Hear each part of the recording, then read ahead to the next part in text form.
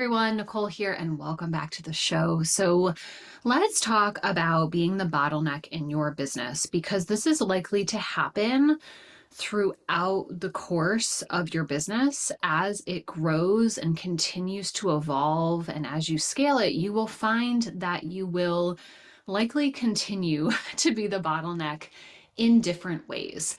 And being the bottleneck is actually a good thing. A lot of times we look at it as like a negative thing or something that we should get rid of.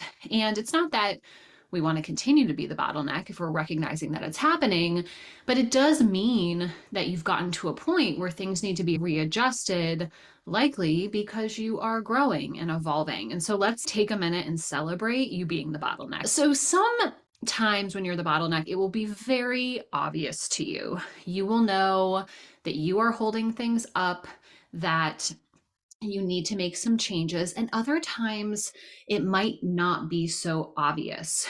It might appear more as that things are going wrong in the business, or that you feel like the business has to have you involved, or that you have to stay on top of things, or else something's going to go wrong. And it's those times where sometimes we don't realize that there's things in our business that need to be adjusted so that they don't rely as much on us as a business owner.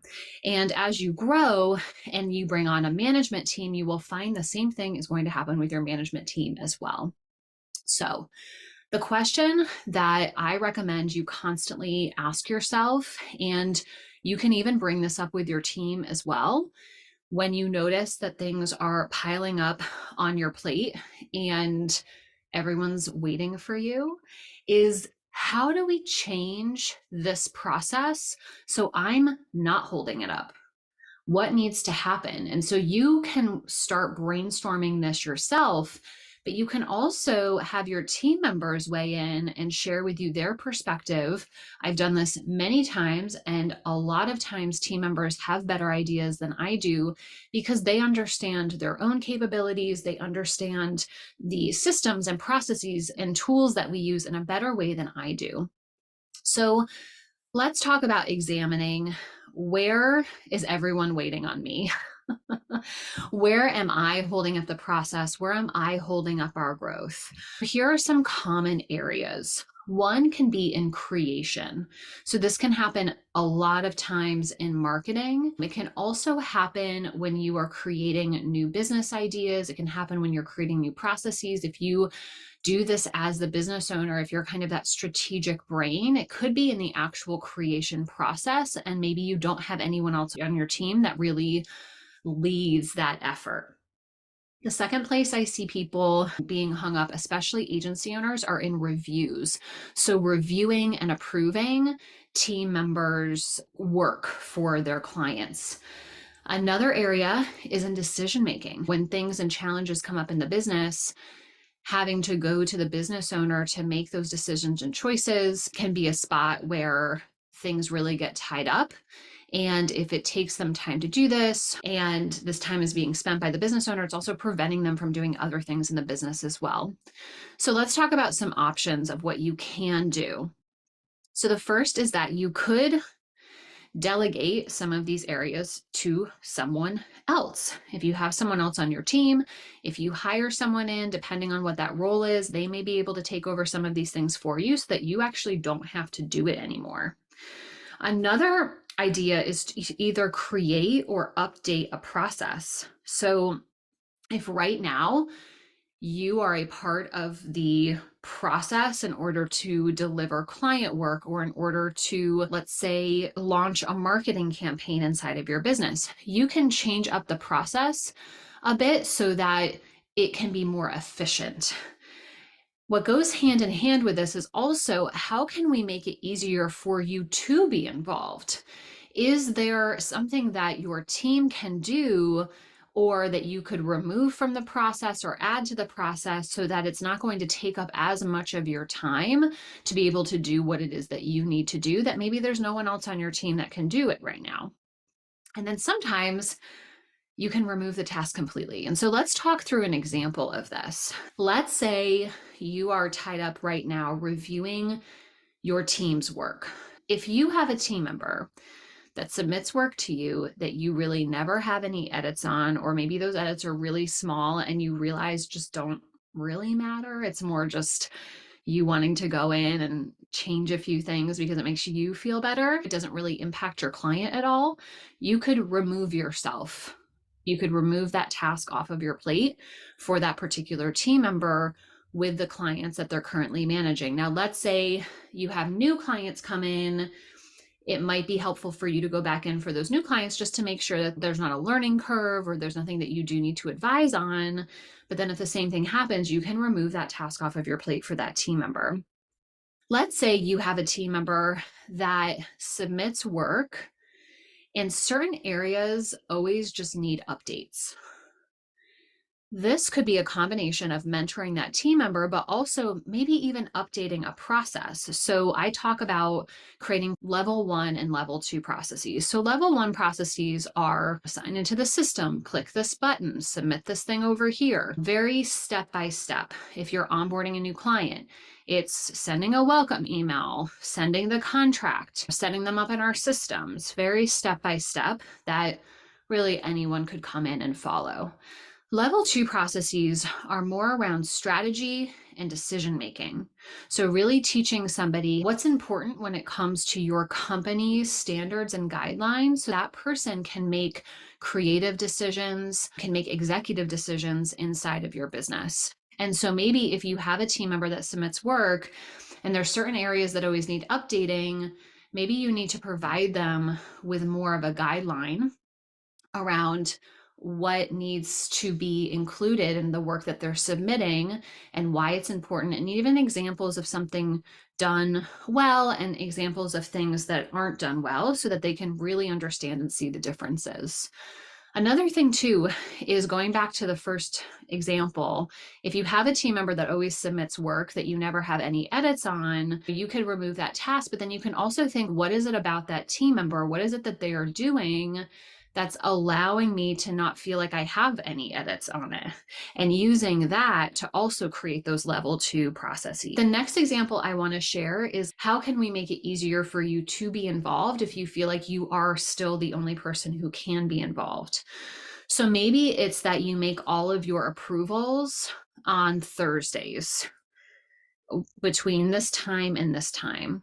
Maybe you have team members or a team member prepare everything for you to review, either in one folder or in a particular document. That way it makes it easier for you to review. So as you're going through some of the reviews now, you can think about, like, how could this be easier for me? Even if it's as simple as not having you have to log into 3 different systems, or not having you just having to click into 3 different folders. Maybe there could be a calendar invite that you or your team member sends to you that has a link to the exact spot where you do all of the reviews. How can we make this as easy as possible for you so that your brilliance is really being spent on your brilliance, which is the approval, and not trying to log into a bunch of different systems or having to edit things in a million different documents? If you are meeting with team members one-on-one, could you send them videos instead? If there is a particular issue that you're seeing across the board, is there a way for you to record a video and share it with your entire team to let them know that there's one update, and then letting them update that document as opposed to you going in and updating all of their work individually? Another idea, if you are stuck in reviews, is to promote another member of the team to do the reviews. So maybe you have a team member that's a little bit more advanced that has shown that they give great feedback and mentor really well. You could obviously also hire someone in to do this, but oftentimes people have someone on their team too that could be a really good hybrid role until they reach capacity and eventually need to either stay in client work or become a more senior level at your company. Okay. So the thing to know about being a bottleneck is that it's not a bad thing. It's just an indicator that something needs to change. And so during this episode, I wanted to share with you lots of different options to really get those creative juices flowing so that you can think outside the box a little bit, get feedback from your team. And even if you're part of a community, you can run this past them as well to see what are some other solutions that I'm not thinking about, and how could we really change this process up so that it's not relying on me anymore. I always like to say that in order for you to be able to grow, you have to do less. And sometimes that can feel really hard, especially if with something like reviews and approvals, because that directly impacts the quality that you're delivering for your clients. And of course, none of us want to sacrifice that. But at the same time, really asking yourself the question, how do we maintain the quality and not have me as involved? And really start to challenge yourself, because oftentimes when you are so in it, you think it's the only way that you can do something. And this is really about challenging you to come up with another solution that isn't yourself. Because in order for you to grow, this is a practice that you have to keep doing over and over and over again. So I've worked with clients who have grown $1 million agencies, and the first bottleneck that they experienced was with their doing one-on-one work with their clients and being involved in client work.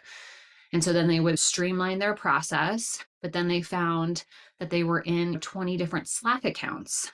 And at this point, they had hired in team members to help support them. So that next step was to start removing the business owner from the Slack accounts and have the team members be in the Slack accounts. And so that was the first shift and adjustment. So it was like, okay, she's the bottleneck inside of client work. Let's figure out how do we slowly transition this so that it doesn't impact the client and the team still feels supported. And then the next phase of it was really starting to remove her as the bottleneck inside of the internal operations of her team. And so at first, she was part of every discussion with her team because her team was quite small.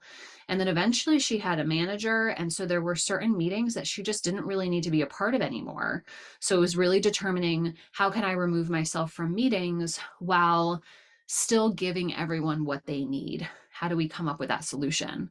And then eventually it was removing her from some internal Slack channels inside of her own business. And then as she grew and she brought in more managers, those managers started facing similar challenges. And through some management mentorship, which I do inside of my program agency, we talked about removing the managers from some of the conversations that the team was having and really being able to streamline that process. So you can see that really being the bottleneck is an opportunity for you to learn a new skill that you will use time and time again inside of your business.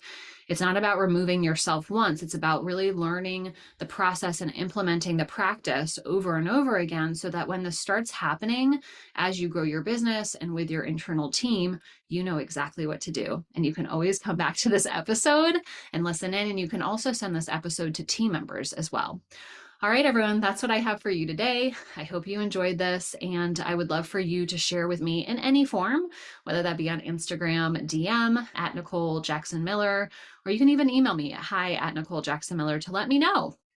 What are you thinking about removing yourself from? Where are you the bottleneck right now? And what are some things that you learned from this episode and some things that you are thinking about to help you continue to remove yourself as the bottleneck so that your team and your clients and your business can really flourish and that you're focusing in on the right things as a CEO? All right, I will see you next week.